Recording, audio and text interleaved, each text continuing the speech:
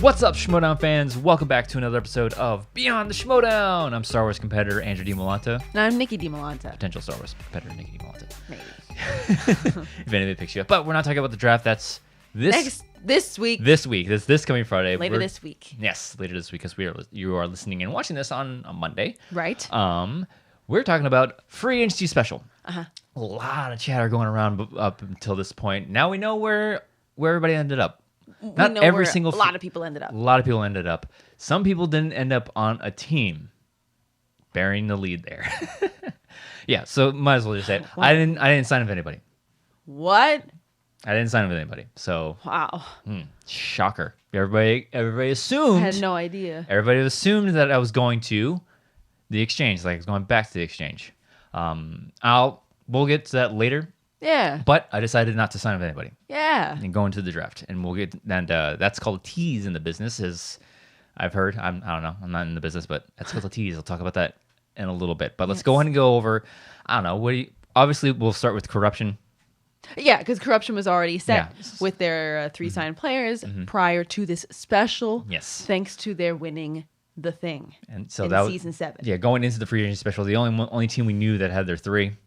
Corruption. And of course, they have Mike Kalinowski, Chance Ellison, and Adam Collins. Yeah. So they're set with their three Absolutely signed set. players. Yeah. So that was like, yeah, that's where they're going. But there are a couple surprises that we'll get to in a bit. Absolutely. So let's go ahead and go over to, I think, another no-brainer was Swag. Yeah, let's do some of the ones that we're not really surprised by. Swag is not a big surprise. Not a big surprise. So we've got Chandra Dandapani. We got Paulo Yama. We got Lon Harris. Yeah. So you got your IG player and champ. You got your singles and your teams in your Paul and your Lon. So not too surprised. I know that there were a lot of people that were like, how do you not sign the Star Wars Player of the Year? But it's like... He'll most likely get him in the draft. I do have a feeling that there is a very good chance that he will be available to Winston in the draft. We'll get to that later on in the episode, or maybe for next episode. We'll briefly touch on like who you think will go where in the draft. Sure. Maybe the first round. We'll see. But that's a no-brainer. I mean, Chandru did this one thing about comparing that was the factions to very ingenious. What is it? Game of Thrones families. Houses. That's the it's like, okay, cool. Yeah, and I think he said that Swag was House Stark. House Stark. They're like, the wolf dies alone, but when they were a pack, he said it much more eloquently than that. But and I think that the stars were House Targaryen because Roxy is like Daenerys with her 3 dragons. Yeah. I thought that was a really nice. I mean, analogy. that's a pretty big comparison because those are the 3 that got her all of her points. Yeah, the rest of her faction didn't do I mean, Stacey Howard won 2 matches, but then after that, it's like. The back half of her roster didn't perform as well as she would have hoped. It was a top half of her roster that did all the heavy lifting for her. It was kind of like that way with Shannon, but her free agency pickup did a lot of lifting too. Yeah. So that's the biggest key difference, and that's why I voted for Shannon for Manager of the Year because of the Adam Collins argument. Yeah. So Swag, no duh. I think another no duh was who was it? The Stars. The Stars. Yeah. On that subject. Yes. So the Stars. Now listen. Go through the roster first. Okay. So I know exactly where you're going. I know exactly where you're going with that, but go ahead and just go through the roster. The Stars, we have Jeff Snyder, Mark Andreyko, Alex Damon. I don't even know why I was looking at the graphics saying that because it was just such a no-brainer. Yeah. And Alex Damon came up and was like, yeah, duh, I'm staying with the Stars. Like, why would I have any reason to go anywhere else? There's no reason not to. Yeah. And, Mark Andreyko, while he was... During the signing special, he was like, the only reason I have this belt is because of Roxy Stryer. So, of course, I'm going to stay with her. No, duh. That kind of thing. Now, Jeff Snyder was a shining example of something that made me want to just punch myself in the eyes the whole time. For our audio listeners, she's like mimicking punching herself in the face. Sorry. And it wasn't just Jeff, but Jeff was one of the ones that I was just like, I just want to, like... Yeah, we might as well touch on this because there's a handful of players that they're like trying to fake out. It's like the whole bait and switch, and it's like, come on. And I know that there were a lot of people, not a lot. I know there was a select handful of people probably out there that were like, no, I'm telling you, he's gonna break up with Mark and he's gonna go to the exchange. Yeah. If you thought for a second Jeff was gonna gonna vacate that belt and leave Roxy, the manager that he is head over heels for, and they work. They're perfect. so They're well perfect together. for each other because I think somebody commented is like, Roxy is the only manager that will put up with Jeff. Somebody did make that comment in chat, and I was like, wow, because I don't see him working well with. I mean, he's worked with Finstock or with Tom Dagnino, but at this point, I think he's kind of past that. Yeah. But I think Roxy's the perfect fit for him because she's the only one that can like really steer him straight, wrangle him, corral him. Yeah. But to your point, he God. had this whole written statement and this whole thing about, a lot of people reached out to me, but the only one who didn't, well, obviously not, Shannon, but like the only one who didn't was Roxy. And it was just silence and this and that and blah, blah, blah. I'm like, I just want to slam my head on the table right now. Like, we all know it's going to happen. And I guess we're trying to make it interesting, and people are going to go, they're going to take the bait and be like, oh, I knew it. He was going to go to the exchange. Yeah. But it's like, if you for 1 second thought he was not going to do that. Yeah, because there were a couple other ones where obviously with the no dust, like, because if you did it the way that, we thought it would, and it's like, I'm going to this place, the show wouldn't be that interesting. I understand that Harloff probably was like, guys, let's try to make it a little fun, make it interesting. But like Jeff Snyder, get out of my face if you really... I don't know. If it wasn't like this, it would be a pretty boring show. It'd been over in like 30 minutes. I mean, but there were some legit surprises out of this. I'm like, did not see that coming at all. There were. We'll get to those, but for some of these ones, it was like you know exactly what's about to happen, and they're like, oh, I don't know. I mean, I don't know. I've been thinking about all my options. Like, stop it. Just do it. Just rip the Band-Aid off, because we all know how you're gonna do it. Yeah. So these are the two teams that are going to be the most familiar going into the season. Yes. Actually, no. There's one more that's like pretty much exactly the same. The top three, and that's the Mercs. An interesting signing day for the Mercs. Signing day for the Mercs. Yes. Not so much with Shazam. Mm-hmm. That was very much expected. Yeah. So of course with the Mercs we have William Bibiani, Brendan Meyer, and Kevin Smith. Yeah. So, no surprise at all. Yeah. Brendan and William. Yeah. That's where they need to stay because they're just perfect with Coy. Oh, yeah, absolutely. And why would he give them up? They are legends at this game, I think is safe to say. Yeah. I mean, Brendan Meyer is no longer the best player to never hold a belt. No. They're former champs. They're the most recent most recent former champions. So, and I'm sure they're going to be on a crusade to get that belt back. So why would he part with Actually, them? no, Dan is the most recent former champion because he lost it at... No, I mean teams. Teams, sorry, yeah. Yeah. But why wouldn't he? So, it's... Yeah. I'm glad they stayed with him. That was an excellent choice. And the fake outs, I think Bibiani's was probably my favorite fake out because it was so true to his character. It was just and true to so quintessential Bibiani. His soap bit had me dying. It was so good. Yeah, because he was kind of doing his whole I don't know, gotta explore my options, and then the next thing you know, he's like advertising soap. That was great. I did enjoy that. Yeah, but yeah, I was a little surprised. Not surprised, to an extent. It's an interesting pick with Kevin Smith because we've talked about it before. It's like, how many matches are you gonna get out of him? You're guaranteed a match because it's Kevin Smith. Yeah, and he is 2-0. There are these arguments that the difficulty of questions, that's subjective, right? I mean, so if I go against Kevin Smith, he's probably going to beat me.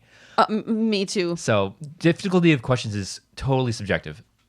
And also he was rookie. Yeah. But the thing is, now he goes up against, if he's 2-0, he has to go up against somebody that's, the more wins you get, the harder your opponents have to get. Yeah, it's not like if he did well, he 2-0 last season. Because I did see somebody in some comment somewhere everything's subjective, question wise, and they were like, well, he was kind of just softballed these two matches, and you cannot, when you're 2-0, you can't really justify continuing to have rookie type level questioned matches. Air quotes, subjective disclaimer. But yeah, I mean, you're 2-0, you're going to start having to climb the ranks now, and you're not going to continue facing Zaflirt and Flaus. You're going to start facing your B tier. Yes, Stacey Howard. Not the B tier players, but the competitors that have equal records as him. That's So a more fair way to he say gets it. into like the Stacey Howards. Who else is like 2-win players? I think I have like no idea. Janine, those type of players. Records I think, that are. I think it would be very fun and very interesting to see him go against Silverstreeny, because Silverstreeny still has something to prove. Yeah. And she would lose her mind playing Oh against yeah, Kevin Smith. that would be a great match to watch. And that's one player who's like, oh yeah, I'm going to give her Kevin Smith. It's like, whoops, that's one of her specialties. Yeah. So I think it would be fun to see her play. But it's interesting. It's like, I think he was worried somebody else was going to draft him. I don't think that was a worry. In my opinion, because why I wouldn't be worried. Why sign him if you're worried that if you leave him to the mercy of the draft, somebody will like, Koi, I know you wanted this person. Now they have trade bait over him. So I think it is a very risky move signing Smith, in my opinion, because how many matches are you going to get out of him? Because yeah, he's 2-0, but he has other things he doesn't worry about, and we're hopefully starting to hit the latter end of COVID. Hopefully, fingers crossed. The Fauci says we can get back to normalcy by March, April, right? The Fauci. The Fauci. For a second, I thought you meant like Haley. I'm like, what? Haley Fauci. I get it. Dr. Fauci. Yeah, Dr. Fauci. The Fauci. The Fauci. But I say same with Jericho. Like once things start to get back to as normal as we think they should be at some point, how available are they? Because Jericho runs a wrestling company. Yeah. From my understanding, Smith, from what I hear, is writing Clerks 3, and he's a filmmaker and a big name filmmaker. So it's like, how available will he be? It's just an interesting signing. Obviously, you could have gone with so many other people. Yeah. I don't know. I wouldn't to each their own. Mm-hmm. That's I wouldn't have signed him. And I don't really feel like other managers have been like, ooh, Kevin's available. I don't really think that. Yeah. I think that the managers are more looking at who's going to get me the most points. Because Kevin, you're guaranteed a match for him, but you're not guaranteed he's going to win. I think the way that Coy's looking at it is like he doesn't want to risk sending Kevin off to the mercy of the draft and then hoping he's there for alert picks, because now he's in a position to where like, all right, my first pick in the draft can be a powerhouse player, and then you go down the draft, and then because where Kevin, I think you maybe pick him up maybe early third round.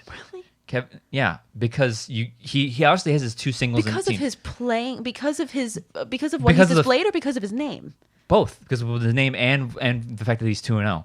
But the fact that it matters is Coy already has two heavy hitters with Meyer. That's two division players. Yeah, but to put all your stock in two players. But then you go into the draft, and then you're like, he's gonna be picking an IG and a Star Wars player in the first 2 rounds, obviously. Probably. What happens if somebody drafted Kevin in the second round? It's like, well, oops, I wanted him. So I don't know. I think this is a more of a passion signing for Coy. I do agree with that. I don't want him to go get picked by somebody else in the draft, so I'm going to sign him, lock him to my team, so it's guaranteed to be there. And also for the fact that the matter is, I don't think Kevin would play for anybody else but Coy. So I think it was a lot of just that going on with Coy.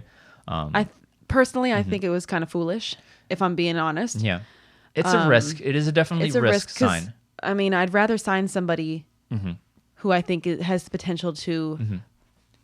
Because do well in a tournament, look who else was available. The only Star Wars player to be signed in free agency was Alex Damon. Well, I mean, no other Star Wars player went to another team. Not even talking about Star Wars. Yeah. I'm just talking about anybody. Yeah. I mean, Kevin Smith is not gonna go through a tournament for you. That's true too. I mean, I don't know that he's gonna be available to be. So, how many matches do you think Kevin Smith will get next season? 1 or 2. At the most. Is that really worth it? Is it worth it to have a big name? This is a very hot topic again, but I just I don't know. I'd rather think Coy was drafting with his heart, and not with strategy in his head. I'd rather draft somebody in IG or something like that who I think has the potential to bring me more points, has a bit stronger gameplay, and because you're trying to win that faction race at the end. But I think a name is not going to win you that. And I think if he doesn't have Brendan and William on his squad before he signs Kevin, he doesn't even look at Kevin. You know what I mean? If you're going to fall back on 2 players for your top 3, that's a good 2 to fall back on. But I agree, Yeah. but that's a lot of pressure to It put on is. two people's shoulders. But Look at what happened who to Dungeon knows? last year. Maybe he drafts a huge name in the first round. Maybe he does. So then that makes up for that. So But he could have signed said person if they would have agreed and then picked up somebody else. I'm just saying. there's a lot You of strategy know, that goes into I just this. think it was an interesting choice for your third signing to Yeah. lock somebody in. I don't think people are really going to be gunning for Kevin Smith in the draft, if he were to be available. Yeah. I don't really think people would be clambering over each other to draft him. I don't know. It's Maybe I'm interesting. wrong. I don't know, but Doesn't matter because he signed. So next one. Oops. Look at you Ben popping. Goddard just went live. That's a Sunday coffee. Yeah. Hi Ben, Hey, Ben. if you're watching. So let's move on to Let's go to the suspects. Sure. So the suspects: Sam Levine, big name. Drew McQueenie is back. The Godfather Came out of retirement. is back, my dudes. So we got Drew McQueenie, Liz Shannon Miller, Ethan Irwin. These are three Solid. big names. Solid three. Solid three. But again, I think because if you look at these rosters, most of every team with their signing, for the most part, have teams and a specialty player with an inner geekdom, Right. Who also might be a flex, like with another Like Alex. Sam Levine again going heavy with singles and teams. Yeah, not putting much stock in specialty. And I think that's what killed him last year. Because his Star Wars player was Molly Damon, great signing. Went to the second round of the Star Wars tournament. But then your IG player was, who was it? Jen Kemp. Jen Kemp. Who was his other IG player? He had two. Because every faction had two. I can't remember who was second one. I but was like, proud for remembering Jen Kemp. I don't remember. I'd need to have a I whole can't remember. faction list in front of me. But There's like too many. he didn't spend a lot of, like his biggest name on his specialty players was Molly Damon. And like not reeks, but like it's similar to last season where it's like not really paying attention to the specialty divisions and like for the most part, then the rest of the factions like, all right, I know I have these two, but I need to go out and pick somebody that that was basically my weakness last year. And he doesn't do it with the signing, so maybe he's banking because he's the second pick of the draft, so he could get a higher tier Star Wars or Inner Geekdom player. Maybe that's why he did it. Maybe he's banking on Mara Canopy being available because, spoiler alert, she wasn't signed either. Yeah. So maybe he's hoping that he can pick that name up because I was fully expecting it to be because I had Ethan Irwin, Dan Murrell, Mara Canopy going to the suspects. Yeah. And I think Liz Shannon Miller was the first like surprise of the signing. It's like, whoa. So now it's like, who you team up? Yeah. Either any way you go with these three, it's like, whoo. Because I think in the special, Liz and Ethan appeared before Drew. Yeah. So everybody lost their minds with a Liz and Ethan team. Yeah, and and- then Drew McQueenie shows up. Yeah, and I think Drew McQueenie has an interesting storyline because for some reason he wants vengeance on Ben Bateman.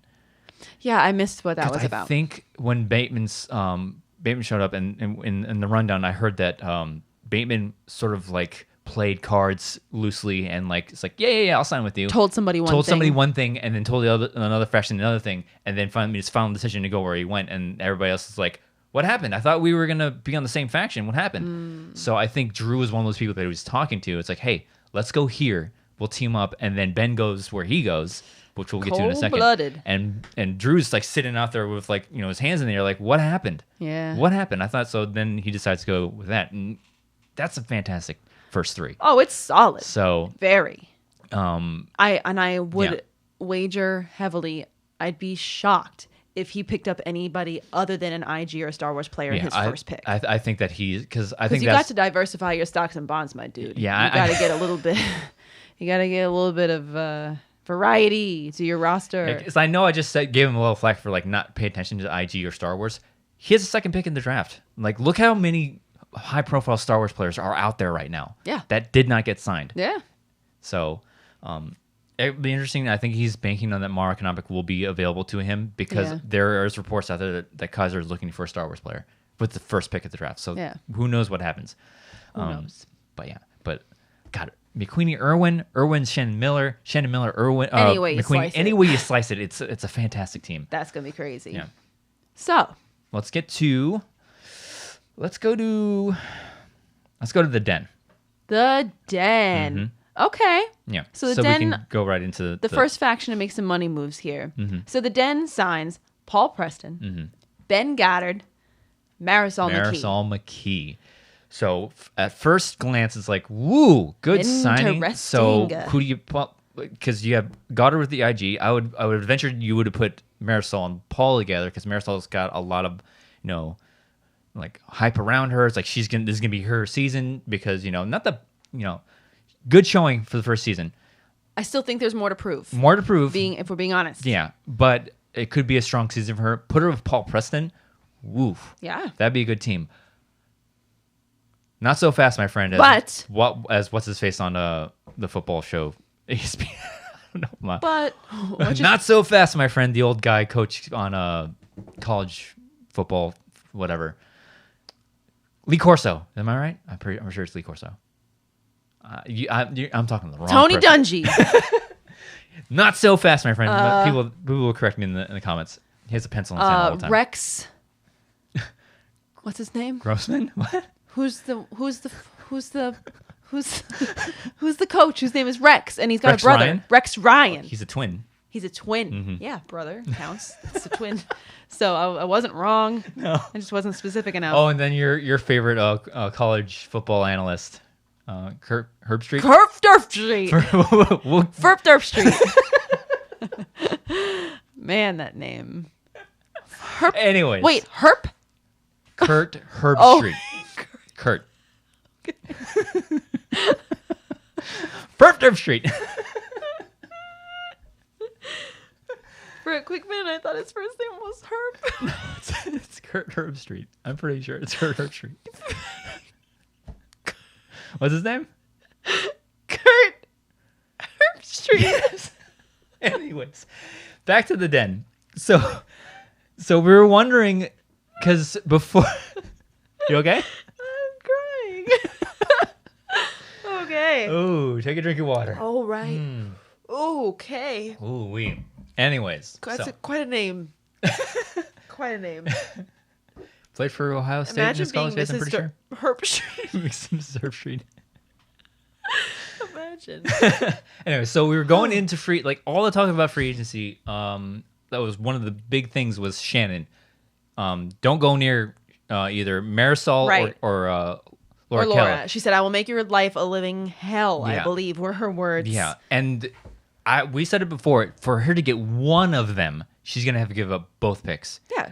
And for me, I think she only gets one of them. There's no way she'd get both of them. It was either you get Marisol or you get Laura. I think so. And it really hinged on one of those women, signing with somebody and then being traded. And that's exactly what happened because Kate was the only one I think that bit. And it's like, all right, I signed her and now I'm going to trade you for your first and second pick. Yeah. So now the den, everybody is crapping all over her on this pick. People are really dragging the den right now. I think this is a better trade for the den than it is for corruption. And I probably will get a lot of crap for that. But look at the riches that the den has now. They have 3 picks. Mm-hmm. No, 2. They have 2 picks in the first and the second round. And it's not like there's scrubs out there that haven't been signed. No, there's big. I haven't been signed. Laura Kelly hasn't been signed. Molly Damon, Mark Knopik, Sean Sullivan. There's so many players. And now that your signing's over, now you got them rookies. You got them Dragon Con people are freaking out over. So she's in a very favorable spot to rebuild. And that's what she said. She wanted to rebuild. Her only 2 familiars. You still have them. I can feel my tears. The only 2 that familiar on this team are Ben Goddard, who not too shabby, No, and he's a crazy flex player. Crazy flex player, and then you have Paul Preston, who has a lot to prove. Oh yeah, and I loved the fire in his I don't know, it's not promo, but in his signing, in his interview. So I think the den people are crapping all. It's like, oh man, terrible signing day for the den. And it's like, pay attention, read between the lines. Paul Preston is out for blood this season. Ben Goddard can do nothing but improve, and you have all these picks with a whole lot more talent out there. And you don't have to worry about them agreeing. You just draft them. I think this is more of a risk for Shannon. Yeah, you get her familiar player back. You can put Deception back together, but it's like, and Marisol still has something to prove. I mean, you know what I mean? Like, yeah, she did really well in the teams match. She did. She did, she kind of stumbled against Oyama, but like, what happens if she doesn't perform? Now you wasted your first 2 picks in the draft. Yeah. Not you know what I mean? So Well, I think yeah. I think it's more of a risk for Shannon than it is for Kate, because the plus side for Kate is just like, whew, God, you got Yeah. all these picks now. Yeah. The world is Picks yours. days. So that's my 2 cents. What she does with that, because she has the 3rd pick, the last pick of the first round, and the first pick of the second round. Yeah. You can do a lot of damage. Oh yeah. You can do a lot of damage. And it was another one of those moments that I was just kind of like, want to like Yeah. slap my head against the wall because they were like, Marisol, because didn't they, when the trade happened, weren't they like, oh, did you know about this or whatever? Yeah, it's like, yeah, of course they know. Yes, of course. course. If you think that trade happened Wasn't- like happenstance, wow, what a coincidence! I'm back on corruption. Oh, wow, no, I had no idea. I wanted to play for Kate. Get out of here. No, Marisol wanted to play for nobody but Shannon. And the fact of the matter is that like now Laura Kelly's out there and Shannon's like, I'm making moves. It's like, Yeah, what, already in progress. what moves do you have left? What are you gonna give? More picks? Next year's picks? What are you gonna give? What do you have? You have no ammunition left. Yeah. There's no for me, I think there's no possible way Laura Kelly ends up back with the corruption at all. And she's gonna have to play for somebody else. Honestly, if somebody else drafts her with the intention of trading her back to Shannon, For what? What are you doing? If you trade her back for a 4th and a 5th round pick, like Laura Kelly is She's worth way more than that. She's worth 3 first rounders. Yeah. There's no lie about it. She can go number 1 in the draft. Yeah. So it's She like, could have her absolute pick of the litter. yeah, exactly. And Shannon was going as far as saying that Laura Kelly won't play for anybody else. So she's threatening that she won't play. It's like she plays it in the first event of the season. If I believe that for a second, then just And it's like, you really think she's not? you really think she's gonna bench herself? She's gonna sit out a number 1 contender match No. for the first match of the season. That is an empty threat. That's an That empty is just threat. a She's lot of, not gonna sit a lot out. of barking, and I don't really think you're gonna be Yeah. able to bite on that because Laura's not gonna sit back and go number 1 No. contender match. Pfft, no thanks. I think both Shannon and Laura Kelly need to look at this and be like, we had a good run. Sorry, I have to play for somebody else. If you look at anybody that's available out in the draft right now and they get drafted, somebody's like, no, I don't want to play. Okay, you can just Okay, sit. cool. Cool. Bye. You can sit down. It's a 12-man roster, 12 competitor roster. Sorry. Yeah. There's plenty of other people that can play for you. All right, go ahead and sit down. I'll just drop you. Yeah. And then see what happens. Yeah. So- Well, and also kind of on the other side of that coin, like you're saying, Laura's worth more than like a 4th and 5th round pick. But on the other side of that coin, everyone is probably gunning for Shannon. Why are you going to rearm her with the same core Exactly. team that got her that win? Yeah. You were just gonna hand her back the team that got her all her points? Yeah. It's just the name of the season is war. Exactly. Why are we letting her have the exact same base as last year? I don't know. So I don't think it's gonna happen because I don't think I don't there's think it is. I don't think somebody could offer enough to get Laura. Yeah. So I don't think there's much of a chance. Anything can happen. We've seen Stranger Things, but Yeah. I don't think that there's a chance. I think they just need to realize that it's not going to happen. I know where I think she's gonna end up. We'll get to that in a second because I think it's the same place that I think. Probably. Yeah. So let's go to the exchange.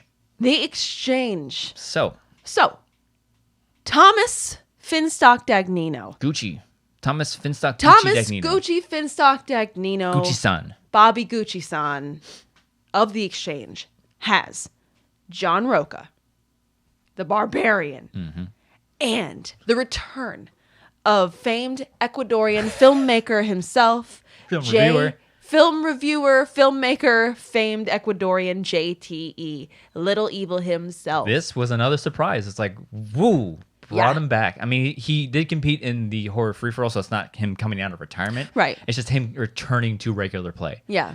And Huge. It's huge, and he had something to say about like, oh, everybody's giving so much respect to Jeff, like best teams player of all time, and it's like, I beat Jeff, I beat McQueenie. Yeah. And guess what? I'm Yeah, the other 50% of that team. Yeah, exactly. That was the best team of all time. exactly. So like, and he went on the rundown. It's like, it's not like I was just sitting on my butt the entire time. I was home. I was watching the Schmoedown. I was playing along, and there's answers that people were missing. Like, how'd you miss that one? So it's Yeah. not like he has and he's seasoned enough. Like, granted, the game has changed since he's left, But he's one of those players where if he were to jump back in, especially if he's been playing along at home, it's like it won't take long for him to dust off the cobwebs. No, there might be some cobwebs, but they won't be gone. There are people out there that are like, JTE, that's a dumb signing. It's like, it's not as dumb as you think it is. Have you seen JTE? It's not. It's not a bad signing. No. And people are like, how do you not sign Dimalanta?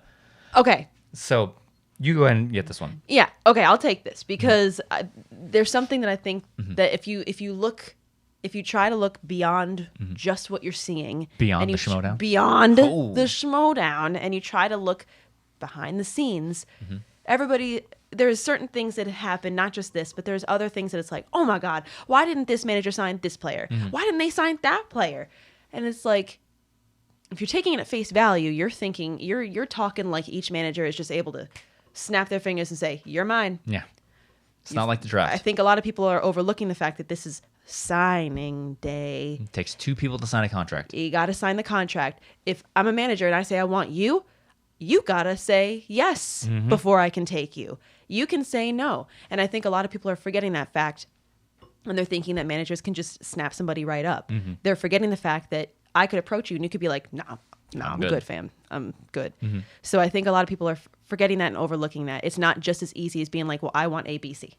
Yeah. You know? You have to court the players and like, hey, this is what I'm offering you. Exactly. This is what I can give you. So JT, it might not have been that Tom, from the get-go was like, oh, I'm signing JTE.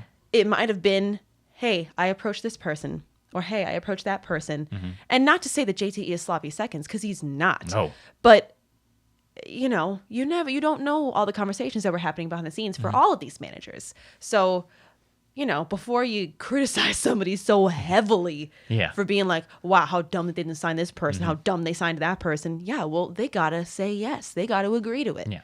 When the draft comes around, that's different. That's like, okay, you're mine. You're sorry. Mine. Not sorry. So you can either play or you can sit, like we just said. Exactly. And if you're going to...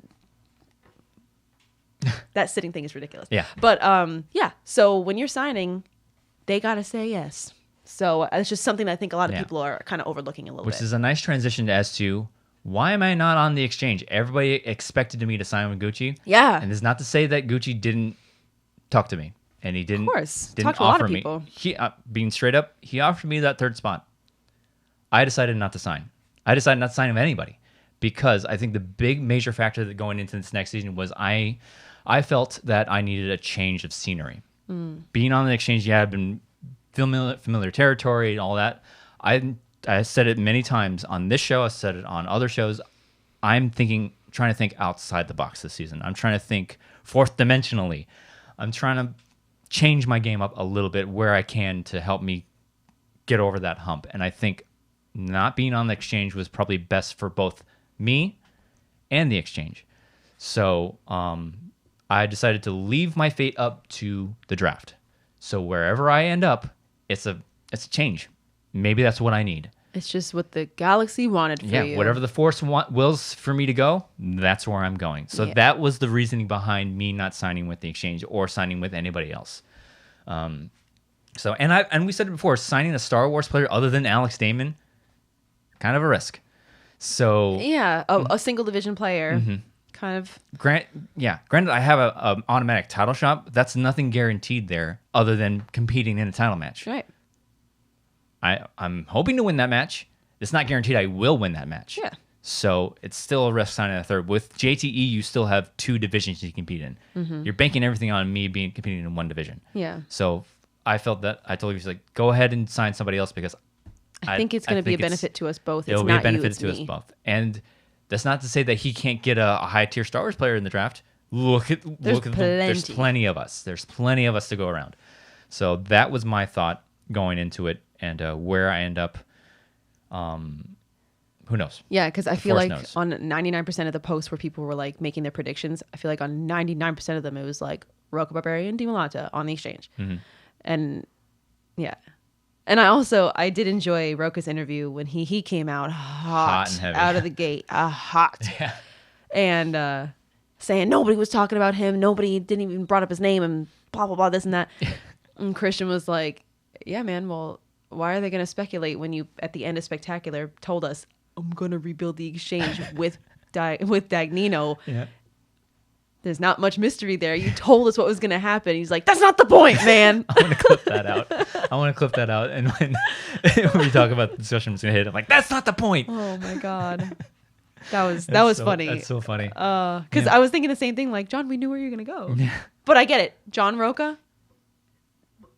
Yeah. Like, when he's in that like, promo form. Oh, man. There's He's nothing the best. better. Oh, man. Yeah. So, yeah. I like, I've said it before, John Roca is my favorite player in all of the Schmoedown. And what he put on display is pretty much why I love the man. Yeah.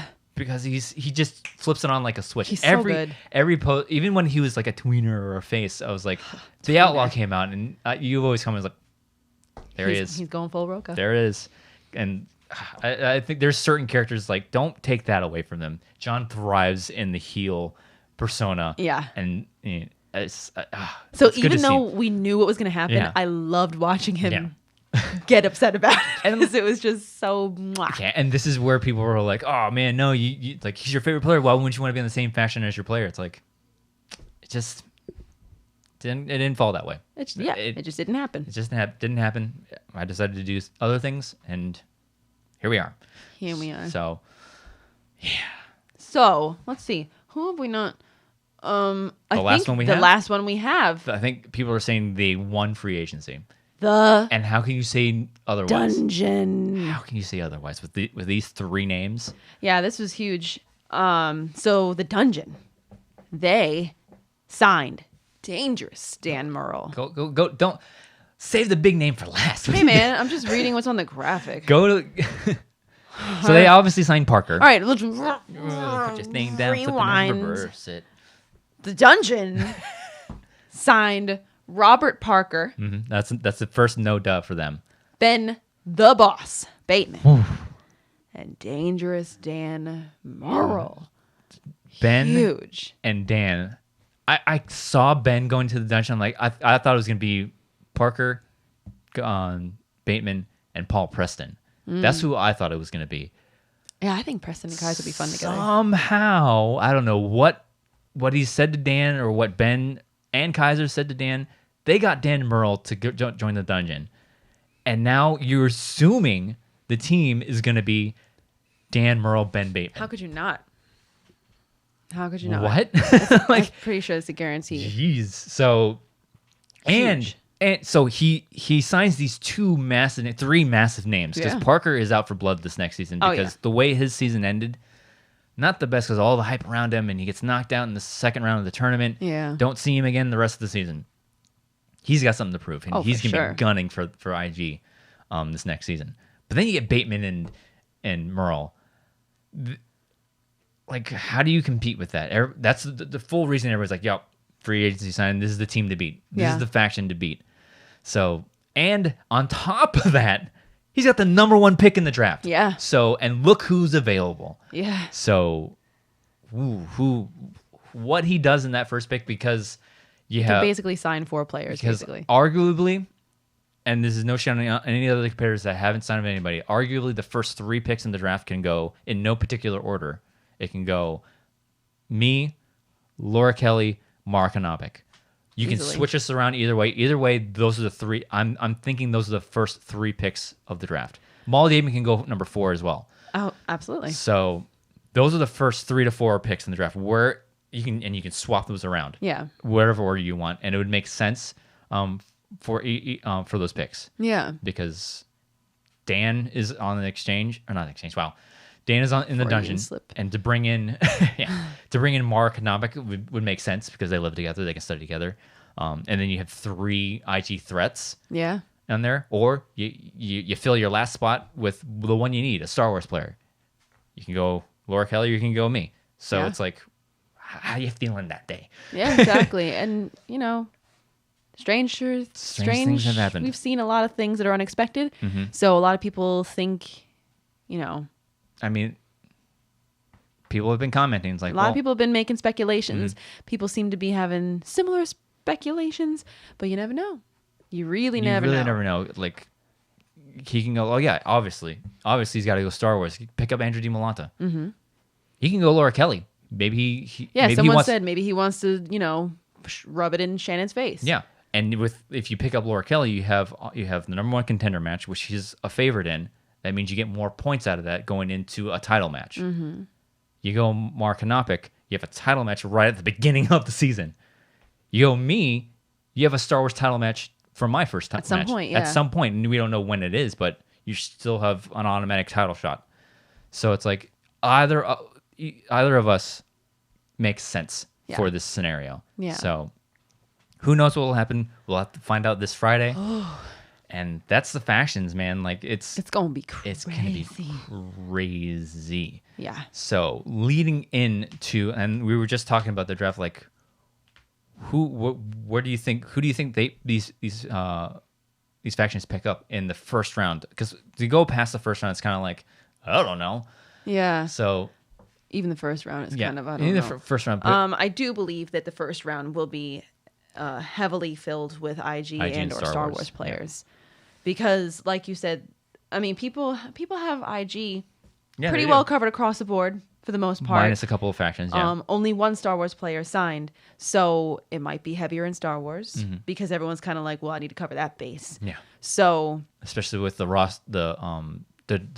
competitor pool is gigantic this season. Huge. It's huge, and you've got more IG people out there that are. Maybe you got some rookie IG people out there, and everyone is just hungry for their own, Adam Collins rookie story. Yeah. Everyone's trying to be the next Adam Collins story.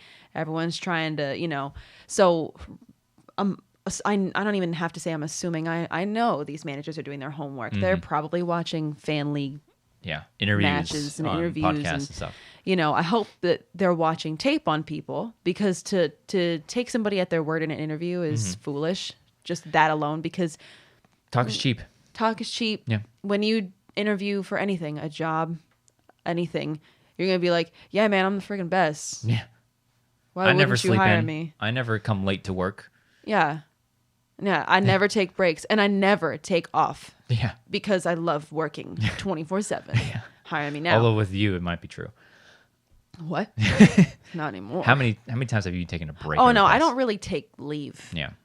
I don't really do that because I feel guilty. I don't like the feeling of taking off and feeling like my work is then passed on to somebody else because it sucks when I have to take somebody else's work when they're on leave. So that's my reasoning because I'm a dummy. So, that's just me. But what? Oh yeah, interviews. Yeah, no. If you're just taking somebody everybody's gonna market themselves to be the best in their interview, except maybe me, who's like, we'll see. But everybody's gonna market themselves heavily, of course. So if there is any kind of tape, whether it's fan league, whether it's whatever, hopefully people are doing their homework, and they're trying to find that diamond in the rough kind of thing that they can just polish on up, and hopefully it will send them to the finals of everything. Yeah. So.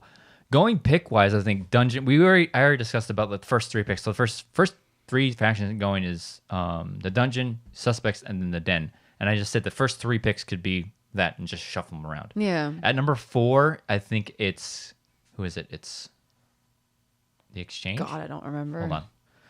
I'll let this out if I have to. No way do I remember. No, I don't even remember what I did last week. Really. So no, I don't remember. A posting. And there's also just so many names. It's really just kind of useless to ask me, who do you think is going to get drafted? I don't remember half of the people that are available. Okay. Unless I have a list in front of me. So the first 8 picks goes the Dungeon, Suspects, Den, Exchange, Mercs, Stars, Swag, and then the Den again because they get 2 first round picks because they traded the Den again. The Den again. Yeah. Did I say Dungeon? The Den again. The Den again. I just think it sounds funny. The Den. Okay.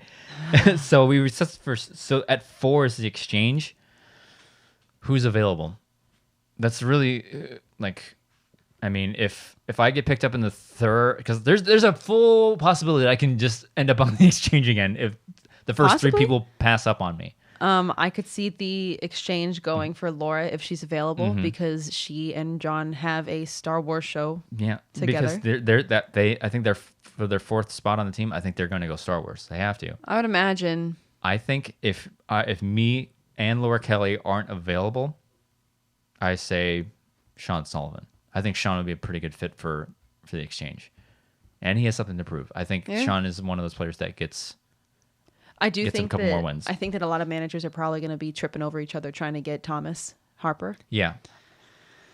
I think I don't so. know. I don't do know. think so. Oh, I've said it before. It's a risk taking one of those players. It is, but people Then- get wrapped up in hype a lot. The knowledge is. I'm not arguing Not that they're just not saying that knowledgeable. he's not. Yeah, exactly. They're not to say very that there's knowledgeable. not. They're not going to back up the hype, but people get wrapped up a lot. But Harper has said himself, there's a learning curve to this game that he's fully aware of. There is. I say I don't. Me, I don't think you don't. I don't think you see any of those Dragon Con players going until the second round. I don't know. Just because of the proven commodities that are available in the first. I agree, but I mean, I know that the comments I'm reading Mm-hmm. out there are not from managers; they're from fans. Yeah. So it's not like you're getting into the inner workings of a manager's mind. Yeah. But like, I saw, somebody out there. They said, I'm calling it right now. Harper is the number 1 pick of the draft. I think that's So foolish. there's so much hype surrounding the Dragon Con Yeah. players that I think that there is a chance that they are going to go before non-rookie Star Wars players. I don't think him. I don't see him being the first pick. I say if he's available the first after Mara goes, after Kelly goes, after I go, then it's like okay, then it's reasonable because to pass on Laura Kelly would be foolish. But to be fair, I have seen people out there like, no, I would take Thomas over Laura because he's already beaten now. Like, Laura has a guaranteed match to start the season. I have a guaranteed match. I'm not Mara telling has a- you logic. I'm telling you what people said. I don't know. I to take him first would be like you have 3 people with automatic matches to start the season right there, and you pass for an unproven rookie. Granted, that he has all this hype behind him, like yeah, he beat Alex Damon 4 times in a different format though. I don't think it was 4 times. I think it was twice. He said 4. 4. 4. Thomas Oh, himself I said thought 4 it was times. twice. He said unofficially 4, officially 3. Oh, Yeah. I thought it was only twice. He's beaten quite a number of times, and that's why it's like yeah, that's very impressive. Different game. Different game though. We'll see how it goes. So I think it's foolish to take Harper number 1. I don't know. People like to make money moves. I don't know. People like to shake But I things think up. I think Sean Sullivan would be a pretty good pick for the exchange if I'm not available. You know what I mean. Then you have the Mercs at 5, which he has IG and Star Wars to fill. Yeah. So who's available? Does he want to go for Joseph Scrimshaw again? He knows that That's perfect. That's he perfect filled fitting. in. He fit in very well with the Yeah. Mercs. He's a solid competitor. Yeah. He's just. I don't know why his record is the way it is. He's just hit some Look at who he's lost to. exactly. Either former champions or people that are going to compete for the title. Yeah. So it's just a matter of who he's gone up against. I think you draft him, he goes into one of the tournaments, he gets a very favorable seeding. Yeah. He's gonna get some rookies just to smack around and go. And I've said it before. You put him anywhere else in the bracket, he goes all the way to the finals. I think it's a much different It's outcome. a much different outcome if you get put on the opposite side, on the right side, straight to the final. Yeah. So I would say I would say Scrimshaw. Hannah's lurking out there as an IG player, and all that. Maybe he goes and spins it on Molly Damon. No, I don't think he would go for Hannah because he's Oh, yeah, I that's mean, right. it's coy. Face. He's like the king of the faces. King of the faces. Yeah. So I would either But say like, yeah, Molly maybe. Molly or Scrimshaw. she's available by then? Who knows? Maybe who is it? Sam and Suspect says, "Yep, I'm sticking with Molly Damon." He picks her up number 2. Who knows? And then you have Swag. I think Swag is going to get Ace. I think Get they your do 4. have I think they do have a good I think Ace. Yeah. possibility of getting Ace will back. be. I think he will be available. I've just hearing what people have been commenting about the title match at Spectacular. I think he might have been knocked down a couple of spots because of that, and maybe that's because he got TKO'd. But I think he will be available at the 7th spot and at 7. So I think you get back the 4 back. You already have your core 3. Get Ace back, and then the Den with at number 8 again. Another pick. Maybe if she goes a Star Wars player with a number 3 pick, then you turn around and get an IG player, another one. Maybe you pick up Saul. He didn't have a bad showing against Hannah. Yeah. It's not like he got smacked around and got knocked out. He had a pretty good showing, and from what I hear, he's out for blood and wants to prove that he should be picked up. That he belongs in the IG and he's a top competitor in the IG. Pick him up at number 8. Yeah. And if you don't pick up a mate, You pick him at the 9th pick in the first round of the second round. Exactly. She's got a lot of options. She's got a lot of options. And people keep forgetting that it's not that there are only scrubs left over after the signing. There are some legit players and legit threats out there. So, like, part of me, regardless of where you end up and everything, I really actually kind of want Kate to just make a showing rip next things year. up. Yeah. Because the way people are just dragging her right now is like, wow, calm down. But also, look at last year. Last year, everybody looked at, once the draft was over, they were like, oh my God, the Finstock exchange. Yeah. Oh my God, look at those names. They're the faction to beat. And look what happened. We started the season off really good. Yeah. And then hit a couple of rough spots. And then this year, look what's happening yet again. Oh my God, the dungeon. That looks so good. What's going to happen there?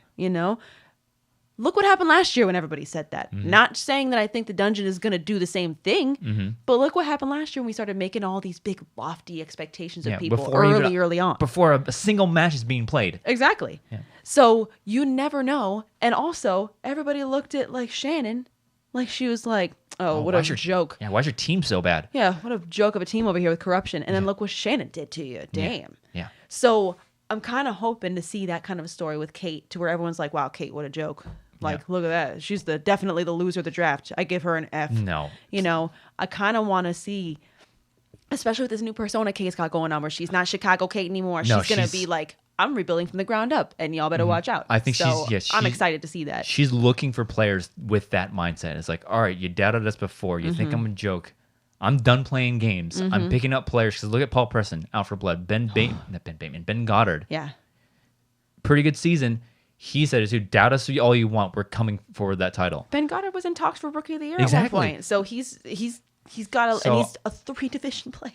I think Katie's going to be looking for those players with that kind of mindset, with that attitude. Like, yeah, I'm out for it this season. I want to go all the way. Yeah. People have been doubting what I've been able to do, what I've been saying. So I think... Yeah, I'm... regardless of how everything happens, where everybody lands... deep down in my little heart, I kind of want to see Kate just rip it up. Yeah. Where would you like to end up? We've asked this question before, but now that we've seen all the agents being signed, where would you think you would fit best? Not where would you like to go? Like with the manager? Like the faction wise. Who, like, based off of the roster, where would you think you would fit best? Because I think, honestly, I think you might go... You're gonna go in the later rounds. If I go, you'll probably go in maybe, I would say at the earliest, very very earliest, I think you'd probably go at the 4th or 5th round. Yeah. Late 4th or 5th. Yeah. Or 5th or 6th, like that. So between 4 and 6, I think you'll go. I think manager personality wise, I think I'd fit. I think I'd enjoy Kate. I think I would fit in with Coy. Yeah. I think I'd have fun with Kaiser because of the nonsense that comes out of his mouth. If I ever was able to have enough traction where I could have an attitude of some sort, I think I'd have a lot of fun with Shannon too. Ooh, yeah. I think that would be a lot of fun. Yeah. So, and she doesn't pick until the 3rd. Yeah. So unless she makes money moves and trades up somehow, I have no idea how. I don't know what she'd have to give up to get Laura, but it would have to be a lot. Yeah. So question for you again. Yeah. Where did you like? Where do you see me going? Because again, I didn't sign with anybody because I want a change of pace. I wanted to change the scenery. I've said it before. I do not care where I end up, just as long as I get to play. And that's pretty much it. Like the conversations I had, there wasn't anything that anybody really was going to say to get me to sign with them, because what are you going to offer me? Yeah. What are, like, you can say to like a singles and teams competitors, like, I can get this person to partner with you. What are you going to say to a Star Wars player? It's like, oh, I'm going to do this for you. There's no one name, just like I didn't have any one name for me, because it's hard to say. But if I could orchestrate, I think I would like to see you in no specific order. I'd love to see you on I'm gonna save one for last. I think I could see you on the dungeon, the den, It would be a weird move, but I kind of could maybe see swag. Because imagine the 2 finalists in the Star Wars tournament being on the same faction. That would be a pretty heavy hitting Star Wars swing you got. Assuming he gets Ace back. That's the thing. Like, how am I available to swag? I mean, if I'm not talking, logically with who's got picks where, because I don't even friggin' remember who picks where. Yeah. So if I'm just saying which faction, I think it would be interesting to see you and Ace, the 2 finalists on one team. I think that would be that'd be interesting. Very interesting to see what would happen there. But also, and I know it probably would never happen, snowball's chance in hell, but I think a deep down part of me would love to see you on Corruption.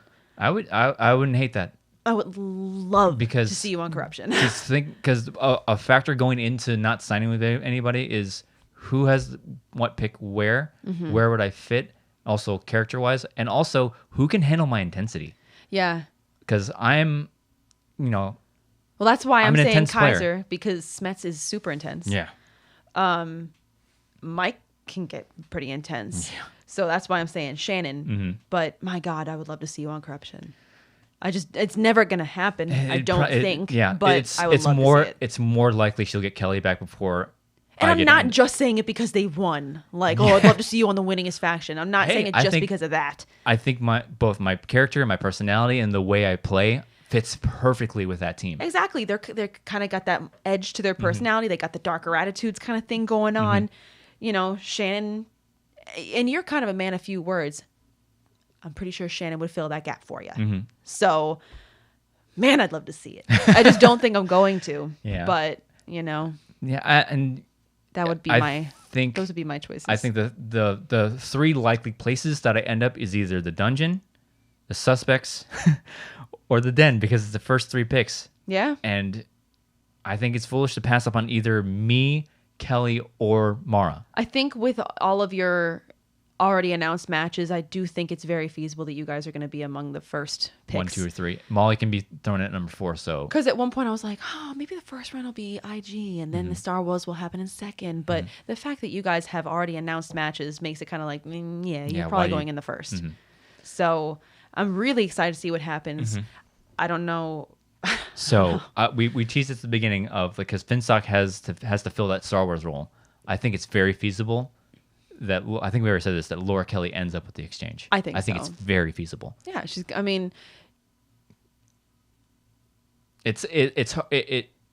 that would mean that the first 3 people don't take her, which is hard to imagine, but it's possible. It's possible because it could very well be me going first, Mara going second to the suspects, so it could go me go first, or Mara goes first. Right. Sam picks up Molly Damon at 2 because of loyalty. Right. And then either swap me and Mara at 3. Right. Or 1 or 3. It's and then very possible. At 4, Laura ends up with the exchange. It's very possible. And she has a familiar face with John Roca. Absolutely. They have a show together, so that would make complete sense to me. I mean, John has always said that he kind of has wanted Laura on his team. So there's that. It's just hinges on the fact that will she be available at 4? And it's very feasible that I end up on. Yeah, it's entirely possible. I mean, we saw weird stuff happen here, so there could be weird, unexpected stuff that happens there. So I'm very excited. I'm very excited for this last question. Percentage wise, the over under on us ending up on the same faction. What's the over under? What's the over under that I actually get drafted? I think it's high. That's the bigger question. I think it's high. I think it's likely that very high. I think, again, if you do get picked up, I think it's going to be in one of the later rounds between the 4th round and the 6th round. You could go as far as you can be the last person picked up. I can completely see that. Just because there is loose game tape on you on this channel. Very loose game tape on you. But it's there. It's there. You go on this channel. It's available to the public for everybody to see. Star Wars play along with you playing along to the Star Wars matches. So there's tape there, and you have the Dimalanta name with you. That's gotta give you something. And I think Ben Goddard is actually pushing Kate to get you drafted. I love Ben. Because he said on backstage, he's like, Rookie of the Year, Nicki Dimalanta, my pick. It's like, Ben is my dude. So I think it's likely you will be picked up. I think if Ben has anything to say about it, you'll end up with Kate in the den. So I'd say I don't want hype on my the name. over-under, I think it's a 70% chance that we end up on the same. It's possible. More like 60% that we end up on the same faction. Because I did see somebody online like, oh, one of the things that I'm like really looking forward to is seeing what happens with couples and seeing if they end up together. There's a few of us. It's very feasible that Roxy picks up Molly Damon in the first round. And wouldn't that be insane That'd be insane. I didn't even think about that. Yeah. That's very true. Yeah. Wow. I didn't even think about that. Yeah, because now, she picks what, sixth? Yeah. You already have your singles, your teams, your IG, and your Star Wars. She's set with those three. Yeah. Because those are the three that won her points in the last season. It's like, you know what? Screw it. Molly Damon. Let's make it a family thing. Yeah. So it's very feasible that couples can end up together. Yeah. What if Kaiser drafts Mara in #1 pick? Boom, couples back together. There you go. So I think it's higher than 50% that we end up on the same faction. Sure. Yeah. I don't think it. Deep down, personally, doesn't matter. Yeah. It doesn't matter. I don't need to go into specifics why it doesn't matter, but at least as far as we're concerned, it doesn't matter. Oh, yeah. I mean, it'd be cool. It'd be fun, but it does not matter. I think no matter where either of us end up, we're still going to approach it the same way. Oh yeah. We're still studying. We've been studying for the past 3 months. Because honestly, do you think that because they were on different factions that Alex and Molly weren't talking about Star Wars together? Do you really think that maybe Molly went to Alex like, hey, Alex, what's the name of this one vehicle in this one scene? And he was like, sorry, Molly, I'm a star. And you're a suspect. Sorry. No, we're not doing this. I told you already, we're not doing it. So I don't think that happened. No. So, if you have couples on different factions, it doesn't matter. They're going to help each other out, regardless. They're probably going to study together. Spoilies. But yeah, it doesn't matter. Yeah. It's fun. It's fun storyline wise. Mm-hmm. It's fun either way to have warring, Couples. a husband and wife, boyfriend, girlfriend, whoever. Partners, yeah. Partners, exactly. That's what I was going towards. Yeah, it's I just 2021. didn't want to make it weird. But yeah, if you've got significant others going against each other, That's fun. That's fun. If they're with each other, oh my God, they're teaming up. That's fun too. So, it's kind of a win-win. Good job, Christian. Yeah, I think it's Like you know what you're doing or something. I personally think it's higher than 50% that we end up. It's same high. Place. It's high. It's very high. Anyways, I think we'll end this episode here. Nice round number. An hour worth of talking for Beyond the Schmoedown. So, Nicki Dimalanta, where can they find you online? Twitter. I'm on Twitter. And if you go on twitter.com, I'm Dimmy, DIMMMYYY. A lot of... Twitter. As for me, you can follow me on Twitter and Instagram at Drew Dimalanta, DIMALANTA. If you're listening to this on audio form, please follow the feed. Rate us, please. And if you're watching us on YouTube, like, comment, subscribe, and then also click the bell icon in that corner. See when we do things on YouTube. Hopefully I pointed in the right direction. Anyways, thank you for joining us on this episode of Beyond the Schmoedown. We'll see you next time.